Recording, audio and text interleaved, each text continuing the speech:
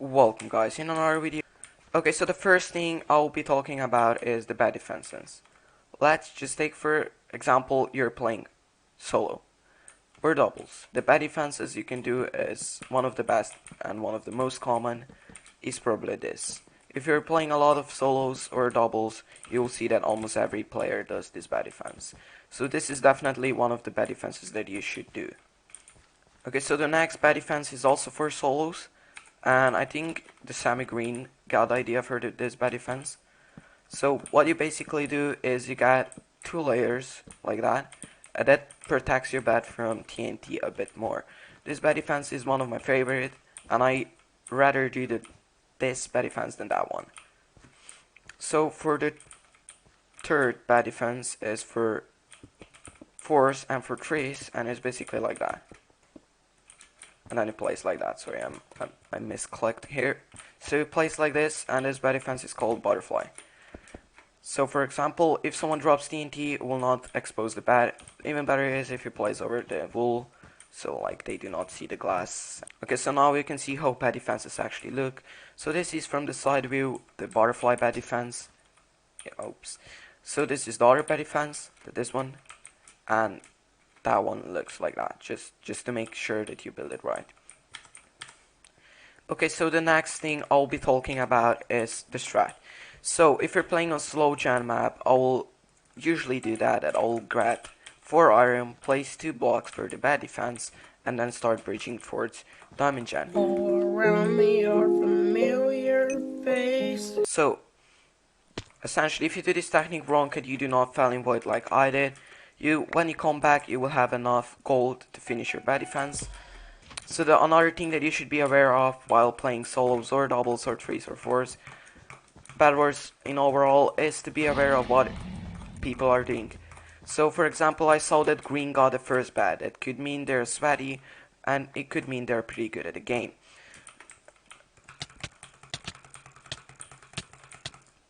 So for example, I can see that pink went for emeralds, and that is not good, because that could mean that they are obsidian rushing or trying to get punch board, stuff like that. Okay, other thing, when you die you can look on other people's bases and see their bad defense and what are they doing.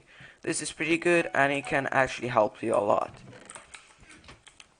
So let's try to get Aqua out of the game and send him back to the lobby. Hopefully that's possible. I have no idea. So the next thing, as you can see, I'm doing butterfly technique when I butterfly and block hit. If you don't reset your sprint, that does not deal, like every hit deals less knockback, so you have to reset your sprint. And resetting your sprint is pretty important in BedWars and even more in Skywars, because you can knock people off more easily.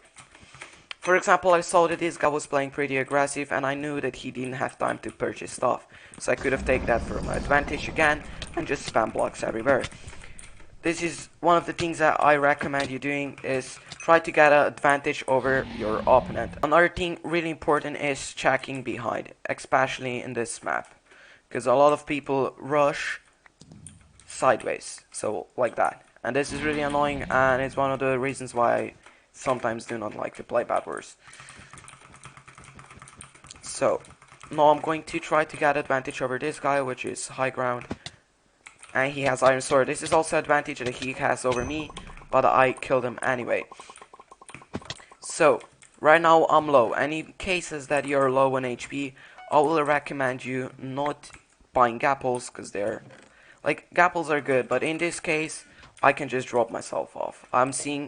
I can see no one is not rushing me, and I can abuse this to see what they're doing. I can see that ping was bad, so I can't be any more concerned about that. So now when I got the first rush out and I'm not getting rushed sideways, I should probably go for someone that I think is a threat. So how do you notice if someone is a threat? That could be really difficult part, but I can see blue got, I think, 2 or 3 bats out, and that makes me think that they are a pretty decent gamer. So what I'm going to do right now is try to go for blue's bat, and I think the best way to go for blue's bat is mid rush. Why? Because, you know, also get access to mid while doing that. and it definitely helps. But from the other aspect of the view, I can get rushed by blue and by red by doing that much easily, because I will get to mid. And I'm pretty sure red will die right here, and blue is pretty sweaty. So hopefully we can win this game, and let's go for it right now. He probably thinks I'm a newbie, but I have thought short, and I'm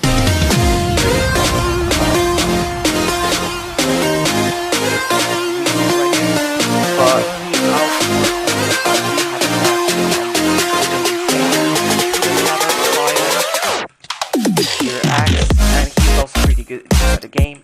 And how the hell did he survive that on 2 HP? That clutch was dope though. So I'm going to keep this in the video anyway. So right now I do not have a bed, so we can talk about clutching strats. You should always try to get something your opponent doesn't have. And in this case I'm going to try to get emeralds. So right now I'm going to go and try to clutch this game. And how to clutch a game is pretty simple. Basically you went to middle to get something that your opponent doesn't. And in this case I can get emeralds. And I see that blue is in the middle, so I'm going to pre-gap and get my chance of winning higher. Right now I don't want to waste my fireball because it could be really huge in the future, because it could help me run away, and I know he's spotting. So this is not good because I know he's invis probably. So we have to look for particles like that. Probably invis. Yes, he's definitely invis. So I'm going to do that and TNT jump up here while trying to escape, and I expose his invis. I know I'm dead here because he's a good gamer. Okay, so basically we covered what is important. So if we go over everything, we can clearly see that when it comes to first, most important thing is awareness of your surroundings. So as I said in that game, you should always know what your opponent's gear is, what they're doing, and if they have a breach to mid. So I went to duels just to show you what is sprint reset. I'm kind of getting demolished because it's hard to talk and play at once, but we can deal with it. Of course we can. I'm going to a gapple right now, but if you look at my keystrokes on right corner, you can see what I do. It's basically butterfly block hit, and that makes you reset your sprint, and you deal a same amount of knockback every hit. And it's pretty useful if you ask me. I do it, and I think Sammy Green does it as well. And you can see that I'm getting a lot of hits that he's not, and I'm in better position when it comes to this fight. BedWars is the same.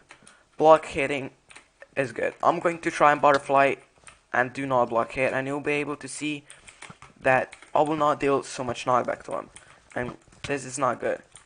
Like the first hit is good, but the second hit I do not deal as much knockback as I did before, and that's not great. He is not doing nothing, I think. Okay, so he hit a head, I also hit a head, but that's not a fact. What I'm trying to talk about. Let's get his water. I'm going to gap up. So I'm going to be block hitting again, and you can see the difference with my PvP abilities before and after block hitting. This guy places a lot of blocks, probably Jerry Clicker or Auto Clicker or Drag Click, because like you can do it with Drag Click pretty good. So I just go and try to get this guy out of the game right here. So you can see block hitting is pretty useful, and it kind of reduces your damage, and that's pretty good as well.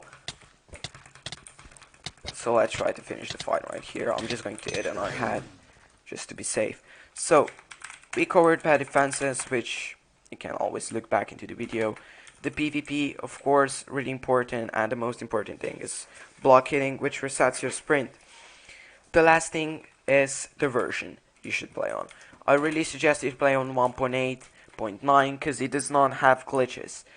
The newer versions, sometimes when you put TNT on the bed disappears and you have to wait so it shows back. And you can't break it. This is really bad, and it also glitches you into blocks a lot of times.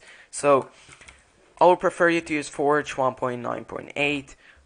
I would prefer you to use 1.8 for 9 Forge, or other clients like Lunar, which I'm using right now because Badline crashed, or Badline, or Labby Mod, or any other. I'm too lazy to count 3,900 clients that are out there, but yes, the fact is you should be using the client that has 1.8.9 version. Clients are good because but do not use hack client. Please do not use hack clients or hacked mods. Thanks. Hope you all learned a lot from this video, and see you guys in the next one.